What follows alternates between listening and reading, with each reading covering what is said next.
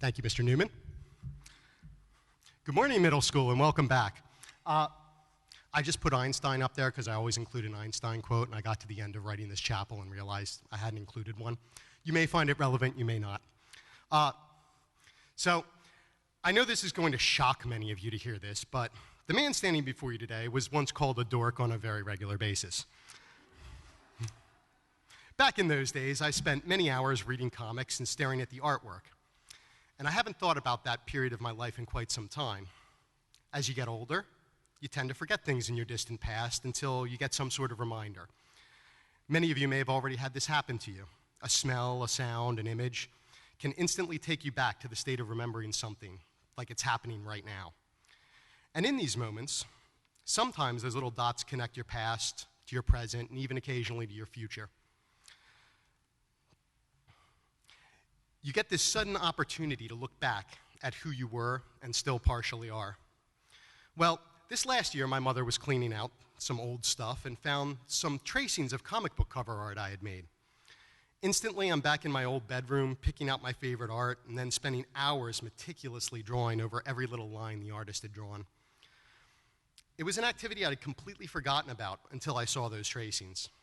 I only had 5, and I remember them taking hours each. First up, Iron Man. Yeah, that's a cool one, but not the hero I'm going to talk to you about today. Wolverine, striking with his claws. Classic, but he was cool long before comics were. Next up, my only supervillain. Whoops.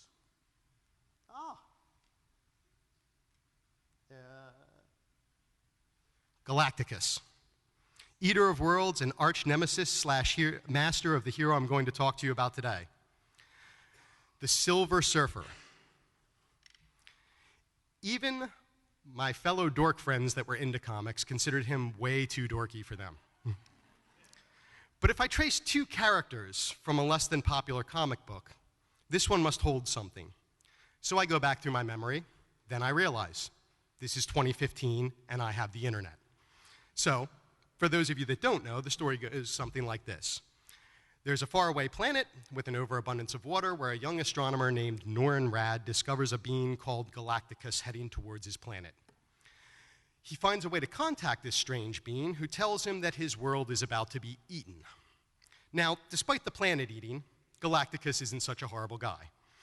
He just needs to consume living worlds to survive, so sometimes when a planet he is about to eat shows itself to have noble creatures on it worth saving, he will offer them a deal.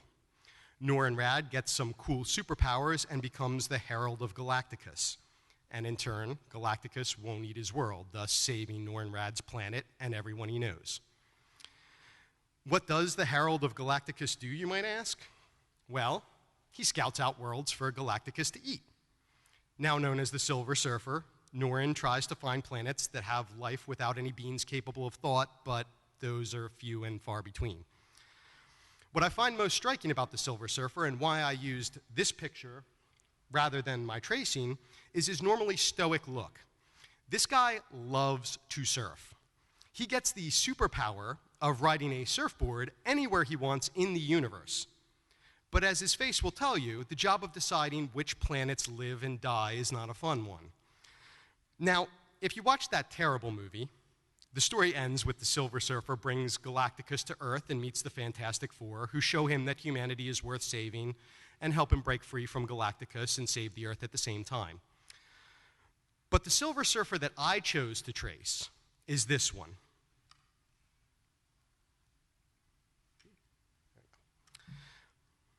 Look at the smile on that guy's face. That is the face of a man who loves to surf with the superpower of surfing the universe. And this is from the storyline of after he is free from Galacticus and no longer has to do Galacticus' dirty work. Now, at this point, many of you are thinking there must be more to this chapel than the Silver Surfer and Mr. Hamilton's childhood obsession with comic books, and you would be correct. I always found these stories fascinating, what people would do with superpowers. These stories helped forge everything I think about today in terms of good and evil, right and wrong, and most importantly about perspective. Galacticus didn't enjoy eating worlds, and you can't find a happy picture of him in any comic book. And yet, he was one of the most powerful beings in the Marvel Universe. The Silver Surfer provides the contrast. Before he comes to Earth, he is a supervillain as well. Sure, his home planet sees him as a hero that saved their world, but I doubt anyone on the many planets he led Galacticus to feel that way. And once again, that Silver Surfer is never happy.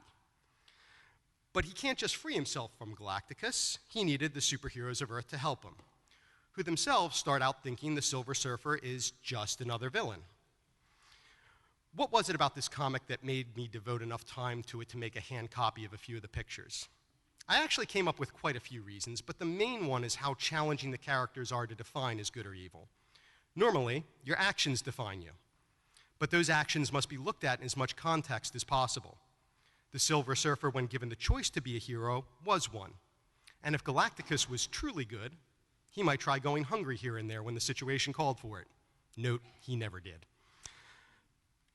Watching the comic book heroes that I once loved come to life in a whole new generation of movies and media has in some ways felt a little off, like there's something missing. When I started looking back with this little exercise, sparked by finding these old tracings, all of a sudden it hit me. It's the storylines that have no evil villain. Hollywood will never make a movie where the Silver Surfer just travels from planet to planet, exploring and stopping here and there to help random alien species who are also good. It would be considered boring. There has to be conflict, or there is no drama. Now, like many of you, I like drama. If there's a good train wreck going on, I find it very difficult to look away.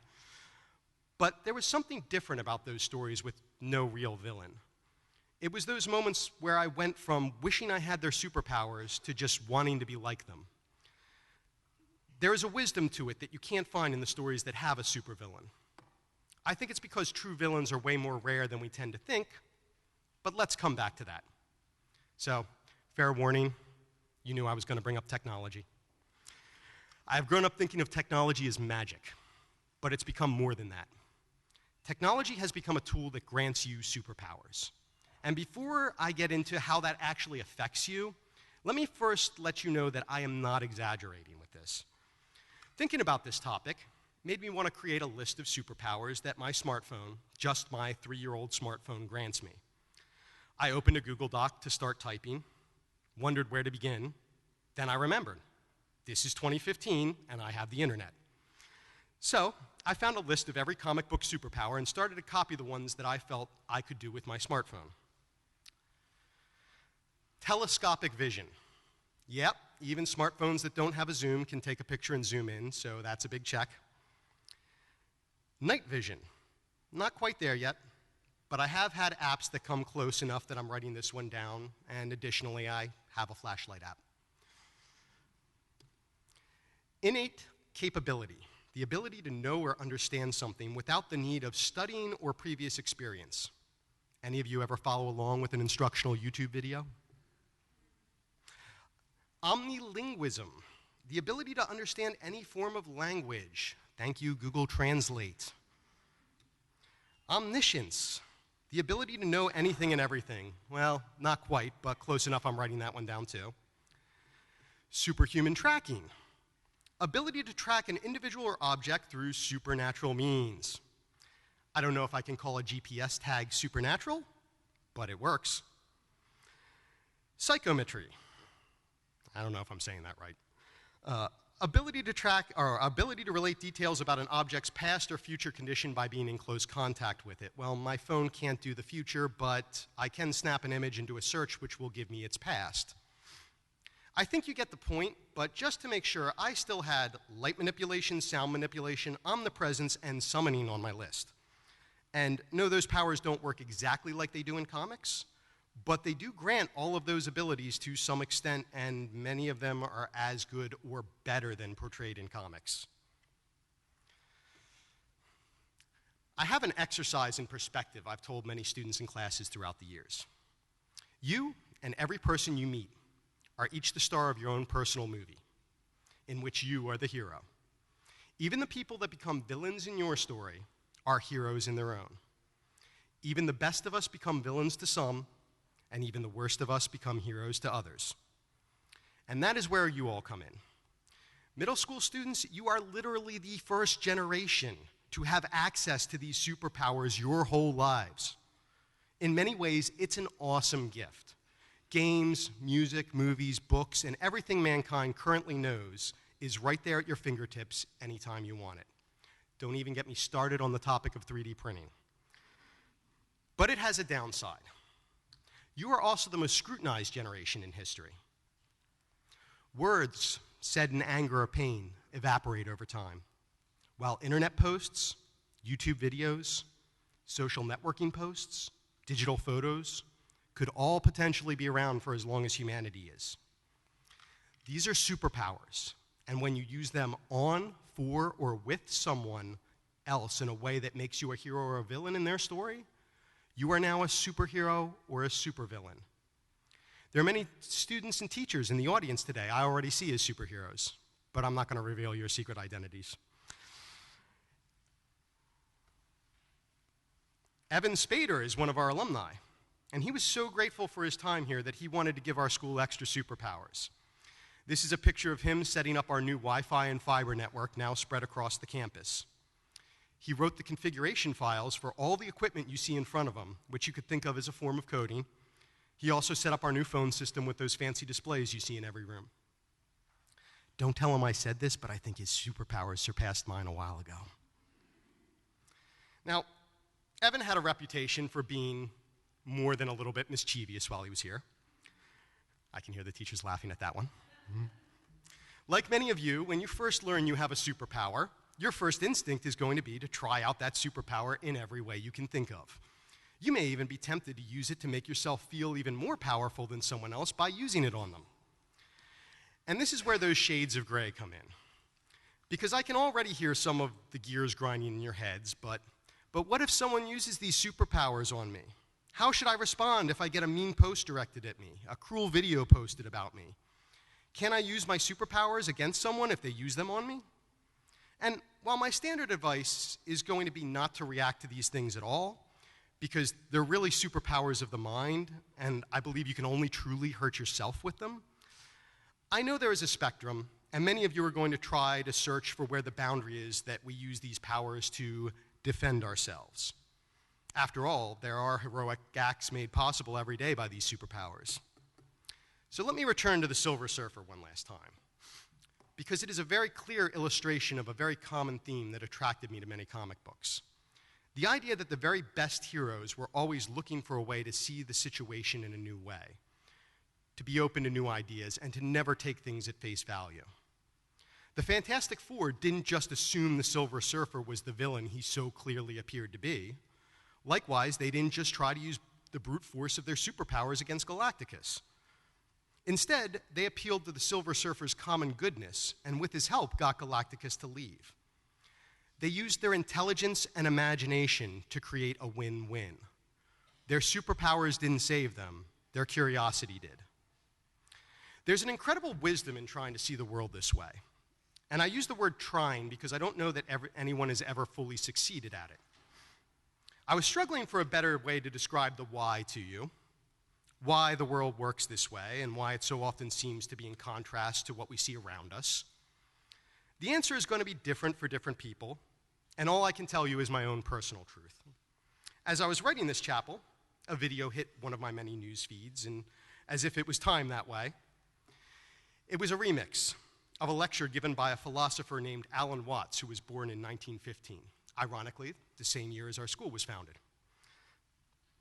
My favorite superpower of the digital age is the remix. Take an old piece of information, in this case an old lecture, add in everywhere it's lacking with something new, and it's like you turbocharge the message. So, as Alan Watts is about to tell you, I don't want you to agree with me or him. Just consider the possibilities.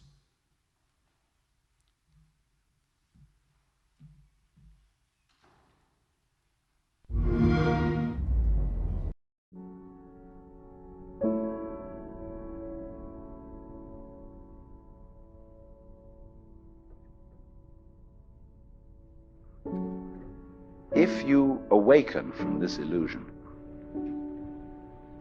and you understand that black implies white, self implies other,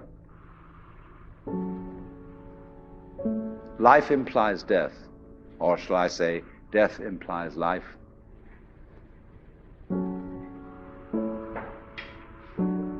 You can feel yourself not as a stranger in the world, not as something here on probation, not as something that has arrived here by fluke, but you can begin to feel your own existence as absolutely fundamental. I'm not trying to sell you on this idea in the sense of converting you to it. I want you to play with it. I want you to think of its possibilities. I'm not trying to prove it. I'm just putting it forward as a possibility of life to think about. So then, let's suppose that you were able every night to dream any dream you wanted to dream. And that you could, for example, have the power within one night to dream 75 years of time, or any length of time you wanted to have. And you would naturally, as you began on this adventure of dreams, you would fulfill all your wishes. You would have every kind of pleasure you could conceive. And after several nights of 75 years of total pleasure each, you would say, well, that was pretty great. But now let's have a surprise. Let's have a dream which isn't under control. Well, something is going to happen to me that I don't know what it's going to be. And you would dig that and come out of that and say, wow, that was a close shave, wasn't it? And then you would get more and more adventurous, and you would make further and further out gambles as to what you would dream. And finally, you would dream where you are now. You would dream the dream of living the life that you are actually living today. That would be within the infinite multiplicity of choices you would have, of playing that you weren't God.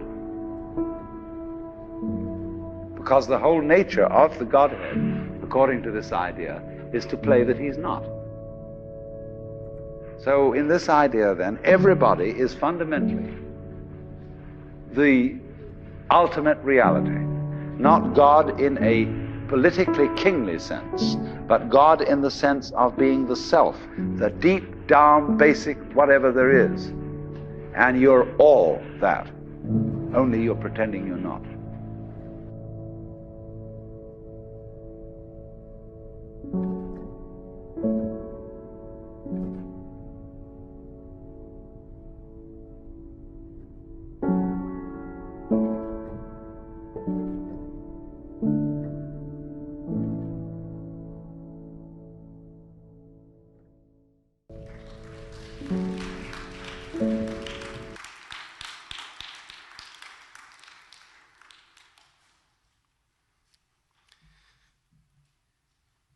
I know I've challenged you with some pretty big concepts today, so allow me to use a superhero that needs no introduction to sum up. Can you flip to the next slide for me, Logan? There we go. Spider-Man. So popular, Hollywood has made 3 reboots in the last 2 decades. There's a very in-your-face type of honesty about the lesson Peter Parker learns when he first acquires his superpowers. I'm not going to go into the story for those of you that don't know it. This is 2015, and you all have the internet. However, his message is so powerful that many people know the most famous quote from that comic without even remembering where it came from. So, I would like to finish today by having all of you complete that quote for me. Please, middle school, as loudly as you can muster this morning. With great power comes... Truer words have never been spoken. Thank you, and have a wonderful start to the 100th year of Montgomery School and philosopher Alan Watts.